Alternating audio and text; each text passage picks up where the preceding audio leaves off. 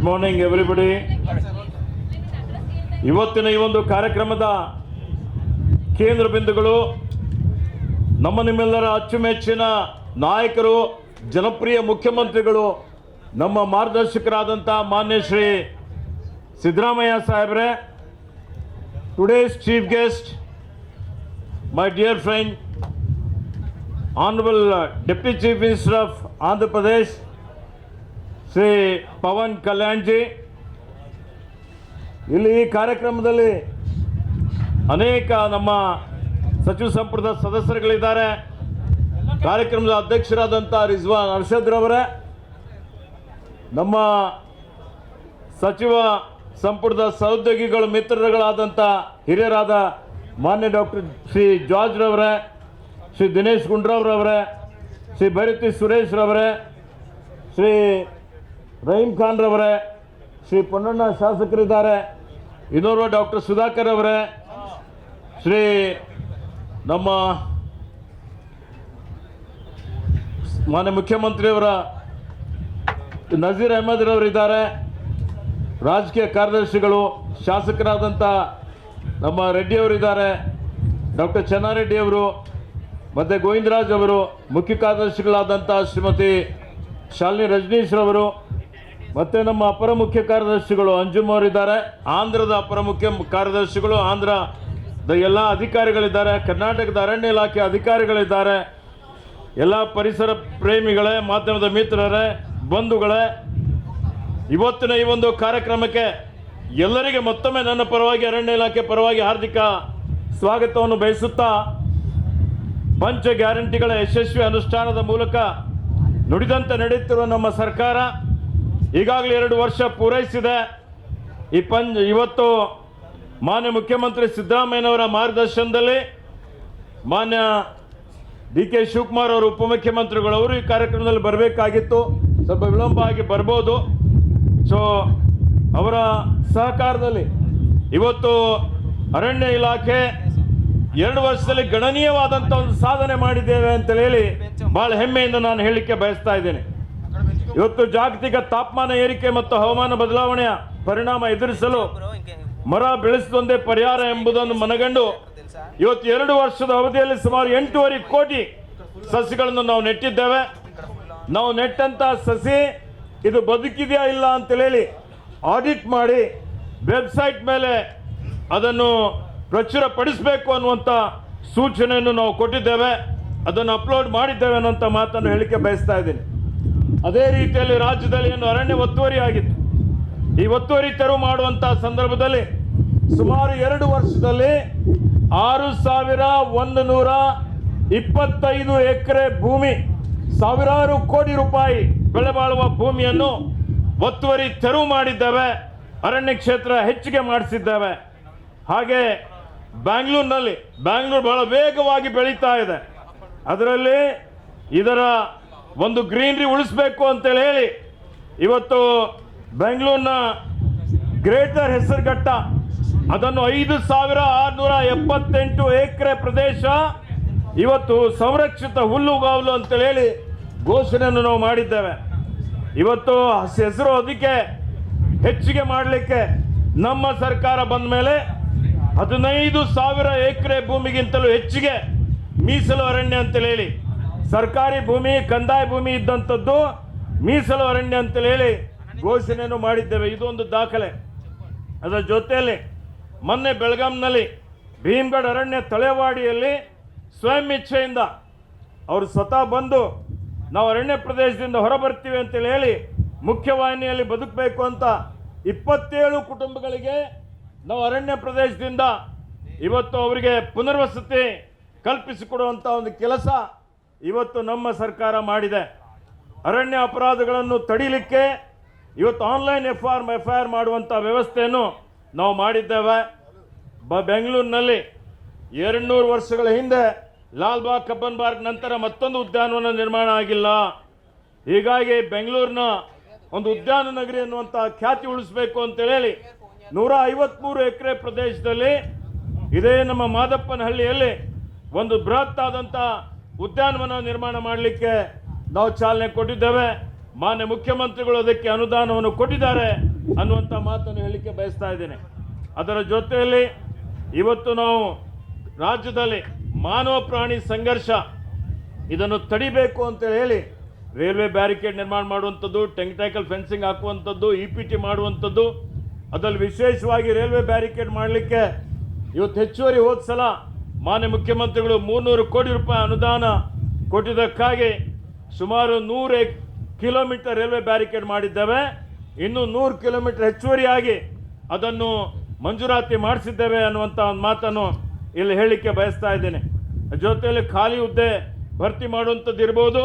ಅದರ ಜೊತೆಯಲ್ಲಿ ರಾಜ್ಯದಲ್ಲಿ ಬೆಂಗಳೂರಿನಲ್ಲಿ HMT 443 ಎಕರೆ ಭೂಮಿ 15,000 ಕೋಟಿ ರೂಪಾಯಿಯ ಮೌಲ್ಯದ ಭೂಮಿಯನ್ನು ಮರುವಶಪಡಿಸಿಕೊಳ್ಳಲಿಕ್ಕೆ ಈಗಾಗಲೇ ನಾವು ಕ್ರಮ ತೆಗೆದುಕೊಂಡಿದ್ದೇವೆ. ಕೋರ್ಟಲ್ಲಿ ನಡೀತಾ ಇದೆ. 7,000 ಎಕರೆ ಭೂಮಿ ಇದು ಲೀಸ್ ಕೊಟ್ಟಂಥದ್ದು, ಮತ್ತೆ ವಾಪಸ್ ಪಡೀಲಿಕ್ಕೂ ನಾವು ಕ್ರಮ ಜರುಗಿಸ್ತಾ ಇದ್ದೀವಿ ಅನ್ನುವಂಥ ಒಂದು ಮಾತನ್ನು ಹೇಳಲಿಕ್ಕೆ ಬಯಸ್ತಾ ಇದ್ದೇನೆ.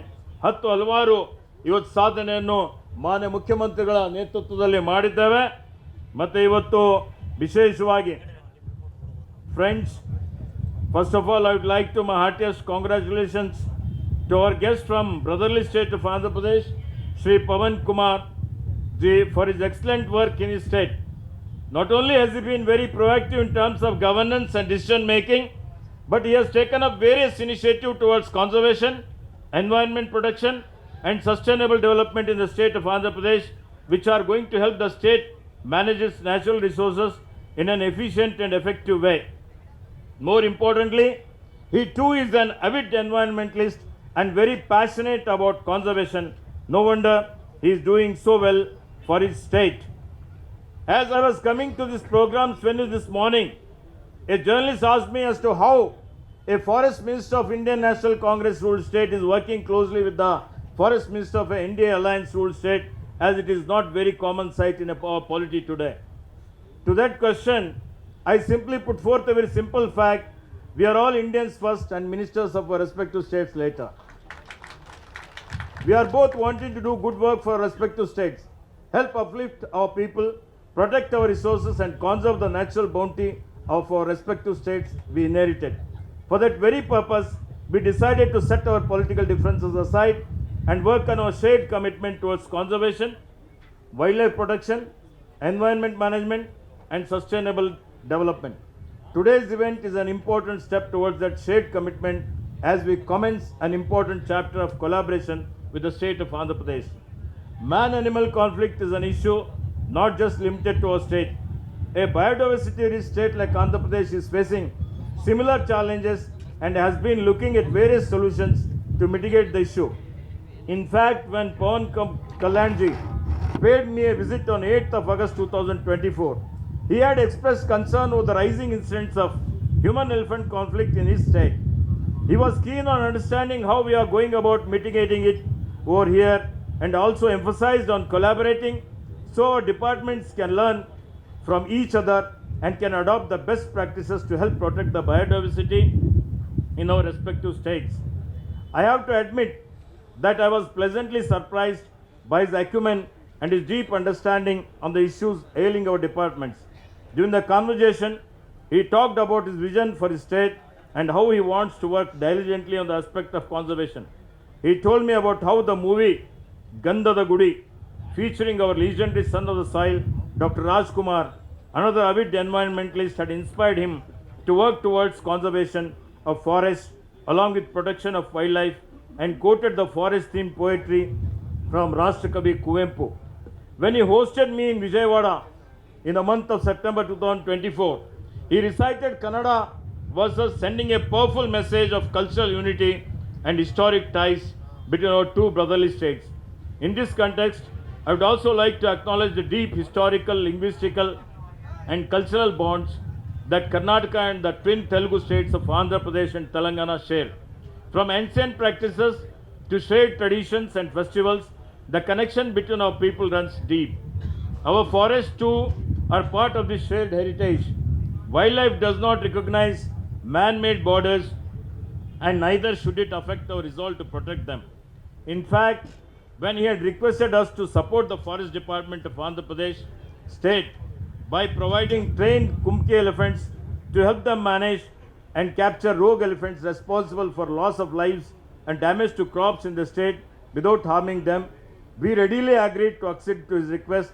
In fact, I consulted Honorable Chief Minister regarding that, and he was kind enough to accept and sanction it. We did so as only a person with empathy, great foresight, and a genuine desire to find humane and sustainable solutions to wildlife protection would have come up with a request like this.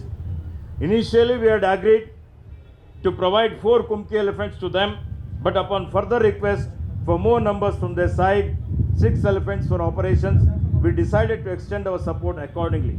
I would like to highlight over here that these elephants are highly trained and can make complex roles in various forest terrains of Andhra Pradesh state.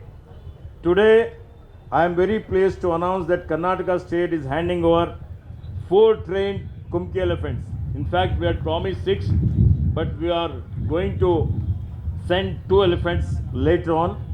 So earlier, such transfer of wild elements between states was not communicated publicly, but after I assumed office, I have insisted that this process be made fully transparent so the people of both the states are aware of it.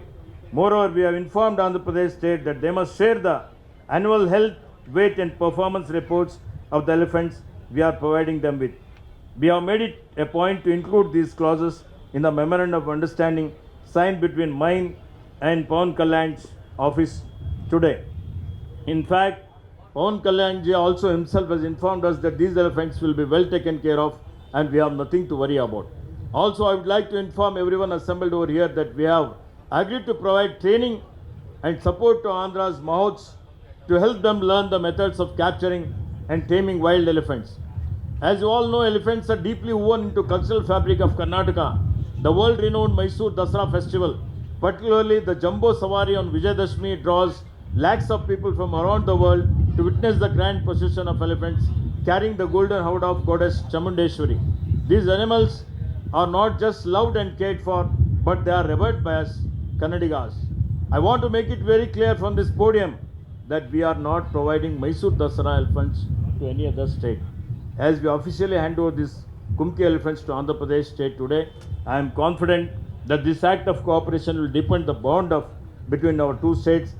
As is our tradition, we will do the ceremonial Gaja Puja before sending them off, just as we begin the Gajapayana from Vidhanasouda during Dasara. This act is not just symbolic, but it reflects the deep respect and emotional bond that we share with these majestic animals. Also, this whole historic collaboration between Karnataka and Andhra Pradesh states will, I believe, set a template for other states to emulate and work on.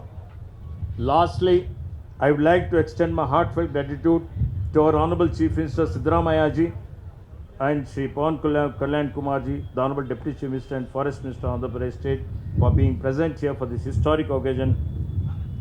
That being said, I appeal to all stakeholders to come together so we can work for a future where humans and wildlife can coexist in harmony, where conservationist takes precedence over destruction, and hope we can find the perfect balance, as that is very essence of the concept of sustainable development and the very way to mitigate ourselves against the vagaries of climate change. ಕೊನೆಯದಾಗಿ ನಾನು ಅವರ ಆಂಧ್ರಕ್ಕೆ ಹೋಗಿದ್ದಾಗ ಕನ್ನಡದಲ್ಲಿ ಒಂದು ಕವನವನ್ನು ಹೇಳಿದರು ಪವನ್ ಕಲ್ಯಾಣ್ ಅವರು. ನಾನು ಕನ್ಕ್ಲೂಡ್ ಮಾಡೋಕ್ಕಿಂತ ಪೂರ್ವದಲ್ಲಿ ಒಂದು ತೆಲುಗು ಭಾಷೆ ಒಂದು ಸಾಲು ಹೇಳಿ ನನ್ನ ಭಾಷಣವನ್ನು ಮುಗಿಸ್ತಾ ಇದ್ದೇನೆ. ప్రకృతి అద్దం రెండు ఒకటే, అద్దం నువ్వులాగా ఉంటే అలాగే చూపిస్తుంది. ప్రకృతి నువ్వు దాన్నంత కాపాడితే అది నిన్నంతే కాపాడుతుంది. ಇದರ ಅರ್ಥ ಪ್ರಕೃತಿ ಕನ್ನಡಿ ಎರಡೂ ಒಂದೇ. ಕನ್ನಡಿ ಇರುವ ರೂಪವನ್ನೇ ನಿಮಗೆ ತೋರಿಸುತ್ತದೆ. ನೀವು ಪ್ರಕೃತಿ ರಕ್ಷಿಸಿದರೆ ಪ್ರಕೃತಿ ನಿಮ್ಮನ್ನು ರಕ್ಷಿಸುತ್ತದೆ. ವೃಕ್ಷೋ ರಕ್ಷತಿ ರಕ್ಷತ ಅನ್ನುತ್ತಾರೆ. ನಾವು ಮರವನ್ನು ಕಾಪಾಡಿದರೆ ನಮ್ಮನ್ನು ಮರ ಕಾಪಾಡುತ್ತದೆ. ಇಂದಿನ ಜಾಗತಿಕ ತಾಪಮಾನ ಏರಿಕೆ ಮತ್ತು ಹವಾಮಾನ ಬದಲಾವಣೆ ಕಾಲಘಟ್ಟದಲ್ಲಿ ನಮ್ಮನ್ನು ವೃಕ್ಷಗಳು ಮಾತ್ರ ರಕ್ಷಿಸಬಲ್ಲವು. ಹೀಗಾಗಿ ನೀವು ಪ್ರಕೃತಿ ಪರಿಸರ ಉಳಿಸಲಿಕ್ಕೆ ಸಂಕಲ್ಪ ಮಾಡೋಣ ಅನ್ನುವಂಥ ಒಂದು ಮಾತನ್ನು ಹೇಳಿ ನನ್ನ ಮಾತುಗಳನ್ನು ಮುಗಿಸ್ತೇನೆ. ಜೈ ಹಿಂದ್, ಜೈ ಕರ್ನಾಟಕ.